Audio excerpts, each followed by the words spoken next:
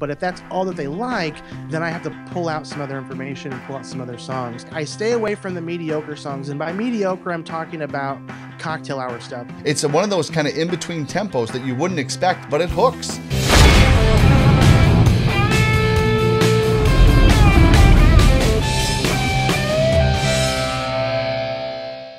Welcome back. If you're returning to Mobile Music Thursday, and if you're brand new, well, welcome to the party. This is the show where we talk to DJs all across the country, mobile DJs, and find out what's working, what's not, how they approach their music, and how they approach creating the amazing celebrations that we create. It's a real treat for me because I get to talk to some really talented people from all over the country. And my guest tonight from Indianapolis is right in line with all of the talented professionals that I've gotten to talk to. And we're going to get to that in just a moment. But first, I want to tell you about something really quick that I'm excited about. The exciting news is I just launched a website for Bar DJ Secrets, which is an ebook that I put together about giving you the tools that you need to be able to negotiate higher fees, hang on to the gig at the higher fees, and cultivate relationships that really set you apart from every other DJ that's approaching and trying to do bar work. So you can make more money doing it, have a lot more satisfaction, and a lot more respect, which we could all use a little of, right? So it's all available at bardjsecrets.com. Now let me tell you about our guest tonight. This guy is really quite amazing.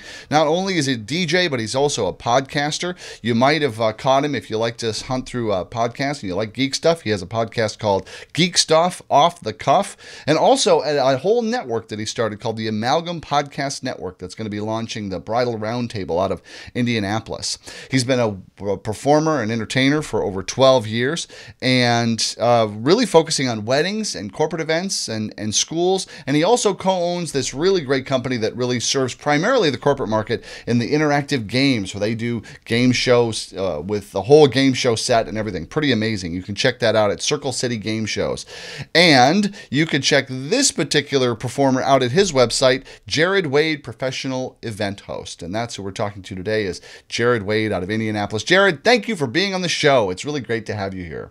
I'm super stoked about being here. So thank you for allowing me to take some time. Yeah, well, this is really great to be able to draw from your all the years, your 12 years of experience getting out there and really making dance floors happen. I know that you've accumulated a lot of a great broad range of skills and abilities like so many DJs have. And today we're really going to focus in on the music, what you play, how you play it, why you play it, and you know, and that thing that we just like geek out on and really get into. So when you're thinking about the last wedding that you did, when you go to approach a wedding, what is your game plan going in with your kind of music in terms of like your genre, or where you think you're going to go, or where you think you're going to start?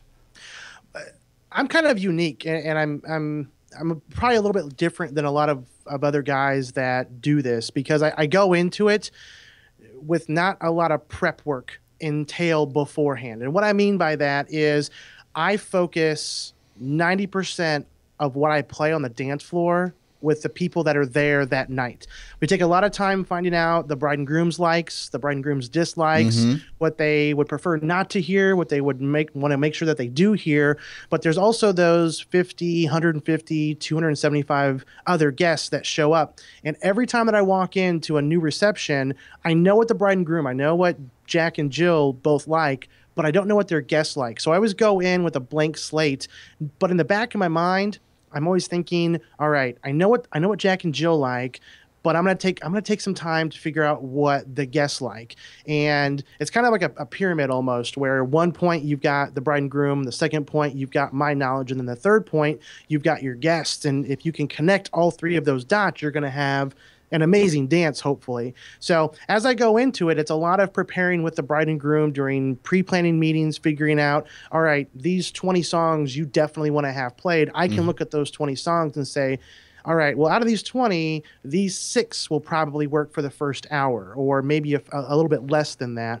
And then I go into the event with those 6 songs kind of fresh in my mind. And then once I start talking to guests and figuring out, this is going to be a big country group. This is going to be a big disco group. This is going to be, they're going to hate hard rock or whatnot. Then I can fine tune those 6 songs to even a fewer amount, figuring out, okay, this is really the genre that we have to stick with. Here in Indianapolis and in the Midwest, it's kind of anything goes. It's not like down south where there's a lot more country that you hear, or on the East Coast or the West Coast where top 40 and pop are just ridiculously huge. The Midwest, you've got people that come from all over the country to come here to the Midwest, and you have to kind of be prepared and be open-ended and open-minded to figuring out, all right, celebration might not always work for that first dance. You might have to go slower. Well, slower maybe at last will be the best way, because you'll be able to pull out those older groups and those older folks out a little bit faster. So sure, it's one of those open-ended questions where it's like, you never really know, because you have to wait until the actual event, and then you explore from there. Sure. So when you start, what is your game plan when you start playing? Like, what do you like thinking about your last wedding? Like, what did you start off with? I normally will start either a fast or a slow song. I stay away from the mediocre songs, and by mediocre, I'm talking about cocktail hour stuff. I have a lot of couples that come to me, thinking of like the last couple weddings. A lot of couples that come to me, and as we're talking, they say, I really love Jason Mraz or Jack Johnson or Colby Calais or whatnot. And those are great artists, but they're just in that weird medium zone where it's not really... They're in that cocktail music zone. Exactly. And that's what they've been listening to. They might have listened to that during cocktail, but if that's all that they like, then I have to pull out some other information and pull out some other songs. So depends on the crowd. But I'll either go default wise, as far as like a first dance, it's one of 3 songs depending on the group. It's either going to be a slower song like At Last, if it's a heavier, older group that's going to take some time to gradually build up that dance floor, because they just got done eating. I mean, they've still got the food in their bellies, and I'm not going to pull them out there and make them, go to turn down for water right off the bat. Okay. Kind of want to ease them in a little bit. If it's a younger crowd, then working something along the lines of I Got a Feeling or whatnot still works really, really well here in Indianapolis. If it's a kind of a mix of the two, if it's a very family friendly, if I know that there's going to be a lot of kids there, and we want to make sure that we get that 70s 80s type of a feel, that's what they're really focusing on. Sure. Well, let's look at the example of your last wedding that you did. And absolutely. And so you said you start out either with something that's like really high energy, or actually even a slow song. You'd start with a slow song after the final spotlight dance. Right. So what did you do at your last wedding, and why did you choose to do that?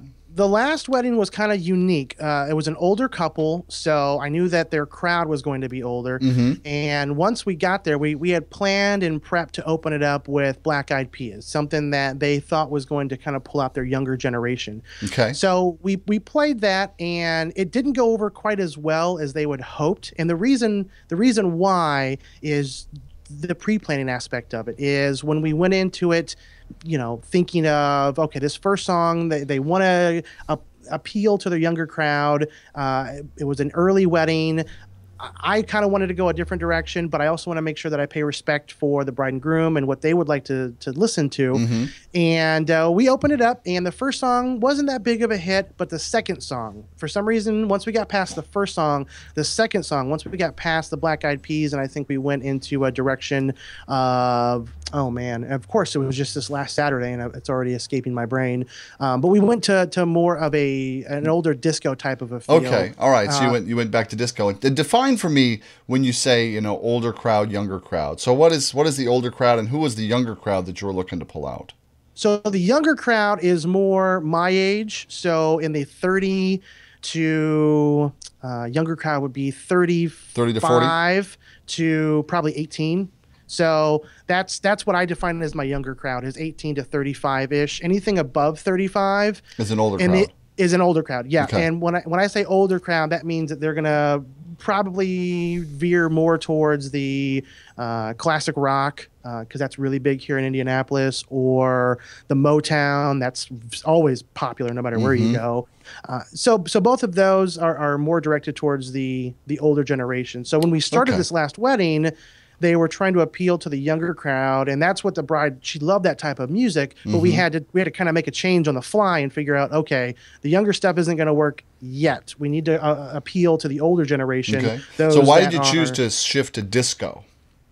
I chose to go that direction mainly because of requests, because of people coming up to me and telling me, and the time that I take to walk around and talk to them during dinner time, I just had that feel as we talked about. And it's not like I try to pull specific songs out of them every single time. It's more of a, so where are you from? You know, how long are you going to be here in Indianapolis? What's some music that you enjoy listening to? And once Oh, they so you start do saying ask them what music they like to listen to. I'm sorry? You do ask, that's a direct question that you ask, is like, what music do you like to listen to? Do you ask them what they like to listen to or what they like to dance to? I asked them what they like to listen to first. I Okay. come back around with what they like to dance to a little bit later. Because if you come in and you approach somebody, you have to take a very personable approach with certain people. And if you approach them with the direct question of, what do you like to dance to? They're either going to A, get real back off and say, I'm not a big dancer, don't worry about it. You're not going to make me dance, even if you yeah. play a song that I say right now. I know this trick that you guys play where you get my favorite song and then my wife makes me come dance with you. No, I always start with just, what do you enjoy listening to? Because if I can get you to at least open up with me and talk to me about what you like to listen to, then we can segue over to, okay, so you love listening to Hall & Oates or Kenny Chesney or whatever else. Then I can segue over to, oh yeah, Kenny Chesney's got that great dance song or whatever, blah, blah, blah, blah, blah. And they're like, yeah, that's a pretty cool song. I didn't force that question out. I didn't force that answer out of them. I let them be organic about it. And then as we get to the dance, then they're more open to coming out and dancing to stuff that they like, or maybe they don't like. Cause I can go either way with that. If I just know, all right, table 8's just not going to be a dance table, then let's find some stuff that they just prefer not to listen to, and then I can work that into the entire structure of how the music's played as well. What they prefer not to listen to? What they prefer not to listen to. Because I think a lot of DJs and I think a lot of hosts go in with the anticipation and the expectations of, I have to have stuff that I can use. I want to know every song that you enjoy dancing to, but why not take the opposite approach and find out, well, everybody goes to weddings. Everybody goes to multiple weddings per year. And I'm sure that people have songs that they just don't like, and it just kind of gets them off the dance floor. Well, tell me those too. Yeah, sure. Yeah, that's a valid question. Like, yeah, what song do you hate? That just that makes sense. It's funny. It's almost as if they're afraid you're going to start playing the song and then be like, Jared, I'm playing your favorite song. You need to come out and dance now, Jared. I can't because I'm still eating my dinner. I can't. I told you I don't dance. Back off, DJ. Yeah, they're very. This is how I feel the floor. Concerned. It's quite a tactic. They're worried because they see a lot of DJs, and sometimes they do stuff like that. They're like, hey, I'm going to come around and we're going to play a game and we're going to release tables for the buffet line. And then they take those little notes of Jim at table 8, hates the chicken dance or whatnot. And then that's part of their way of getting people out there is, hey, call Jim out from the table guy 8, that's going to hate it. Here comes your song. And it's like, no, let's not do that, man. Let's just give the guest the respect that you're asking from them for you. Exactly. Like, what is it going to take to give them an enjoyable experience? So, okay, so you went disco, and then how long did you go disco, and then what prompted you to go a new direction, and what was that? Sure. I only went disco for about 2 or 3 songs. Okay. So I'm a big advocate on not staying in one pocket or one genre for too long, because then you're going to start excluding people that might want to actually come out and dance.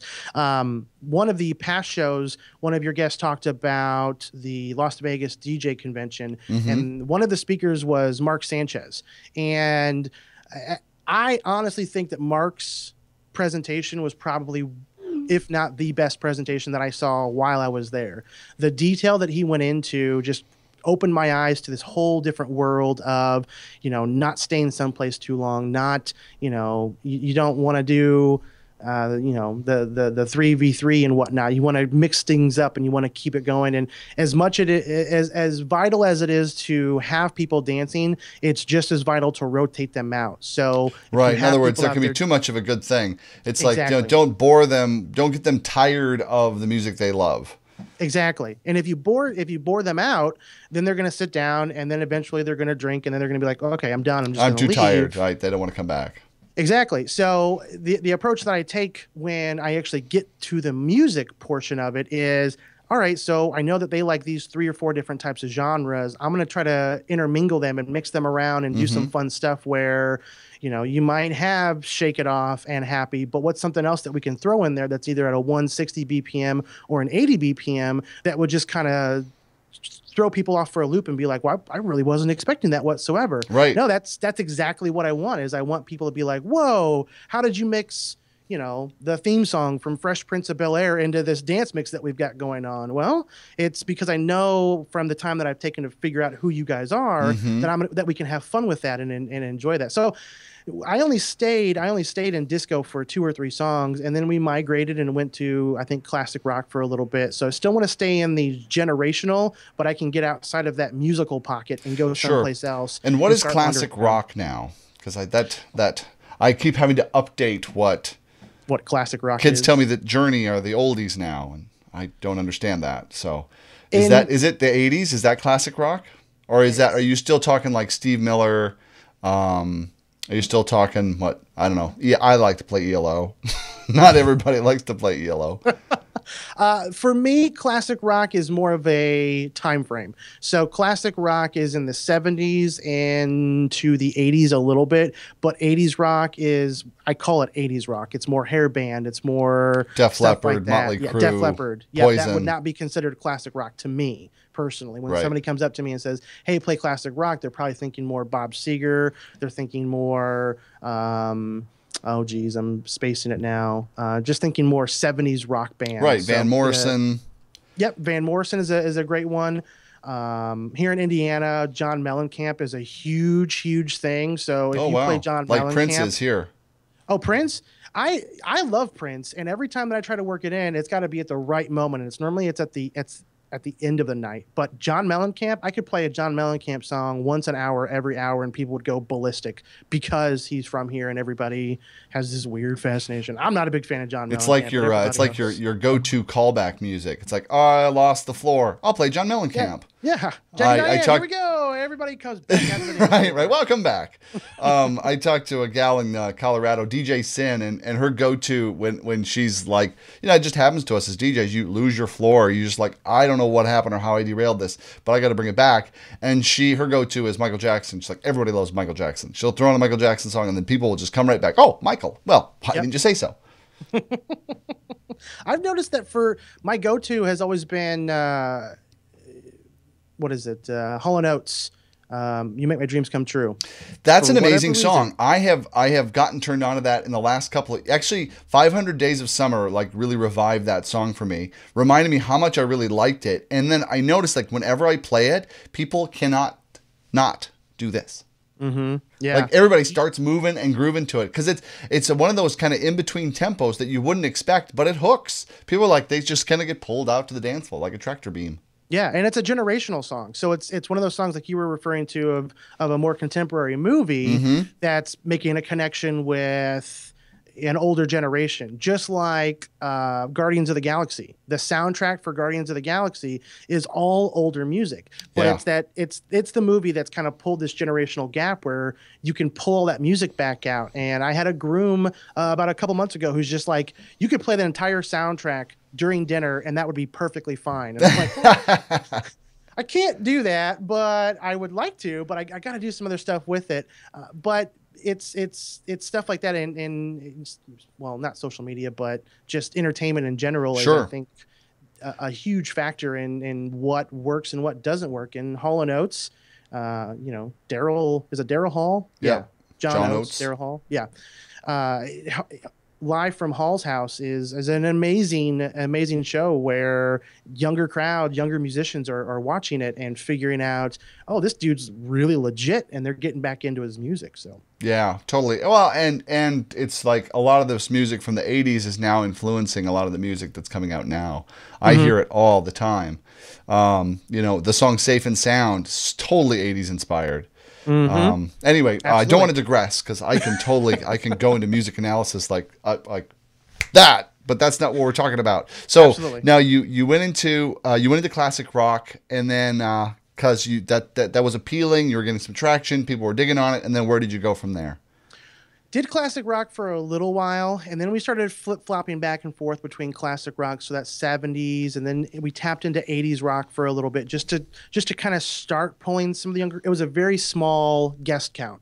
So when we have a small guest count, you can't stay in an area too long or have too many songs. You have to move around a lot more than if you had 400 or 500 guests, because if you have 400 or 500 guests, people still are walking around talking to one another, so on and so forth. So the time frame that I have is I've got to work through it a whole heck of a lot faster. So and I think there was a past guest that mentioned this before, but I have a rule where I will only slow the music down at the bottom of the hour. So why do you do that? It's a weird psychological thing that I've noticed, where at the bottom of the hour, the guys are more intent at the end of a slow song or a couple slow songs to look at their watch and make a decision of, well, it's time to get going or not. And if they're looking at their watch for whatever weird reason and it's 8:30, they'll be like, oh, it's only 8:30. We can stick around for a while. Whereas if they look at their watch and they're like, oh, it's 9 o'clock. Well, it's 9. We could probably get home by 10 and the babysitter could be let go. But if they look at their watch and they say, oh, it's 9:30. Well, it's 9:30. We could probably stick around for a little bit longer. If I can keep them in there for just a little bit longer. Keep them over the hump. Yeah, people leave. There was actually a study that was done, and people leave at the top of the hour and the bottom of the hour, and they make plans to leave. You know, it's really, really upsetting if I say, okay, Jared, we're done. You're like, whoa, was not prepared for that. What happened? Why? You know what I mean? It's like we have to lead up to things. We have to say, when should we leave? And then make those plans. And those plans are at the top of the bottom of the hour. So, and the funny thing is what you're noticing is that if you can hold somebody over, hold their attention where they're like, oh, it's 10:10. Well, we can stay till 10:30. It's like they can't just go now. They have to carry that over till the next thing. It's a funny psychological thing. So you're really tuned into that, and it does make a huge difference, especially so you program to that. Yeah, no, it's fun. It's fun to figure out. The software that I use is Virtual DJ, and everybody knows what Virtual DJ is. But that's part of the fun for me, is figuring out. I'm as much mixing as I do. I pretty much do beat mixing and key mixing and genre mixing for the most part. I'm not a scratch guy or anything like that. But Virtual DJ does give you the option and opportunity to see time-wise how long songs will need to be played and what times things will be over at. And I will plan out about 45 minutes ahead of schedule, because I know in that 45 minutes I'm probably going to slow it down again at some point in time. It's very important for me, and it's the same thing I explained to couples that I work with, is slow songs are just as important as faster songs. And if I start noticing that people are just dispersing really, really quick, that's a big signal for me to slow it down. If people are just departing really, really quick, but they're not leaving, they're just going out to sit down, if they're sweating, if they're out of breath, if they're really looking around and saying, man, I just need a drink of water, that's a big signal for me to say, all right, we're going to slow it down for a couple songs, let everybody come back out here with their husband, wife, significant other, and enjoy this next dance together. And if it pulls a lot of people out, then heck yeah, I'll probably do it for a couple songs, because I know after that slow song set, I'm going to be able to start building it back up again with either The Time of My Life, which starts out really slow, but then it builds back up into a big dance, or Shout, or anything that Justin Timberlake has a few different songs out that aren't really fast and they're not really slow. They're kind of in that weird, like R. Kelly, This Is How We Do It type of a feel. It's just kind of like almost like bump and grind kind of stuff. Yeah, it's more of a groove where you're just kind of re-getting that groove built back up. So you come out of your slow set and you start building it. You can't come out of your slow set and then just hit them in the face with something. Slam them. That's like to kind of have a build, and it's popular enough song to pull them out. Like the Black Tie, why am I not remembering?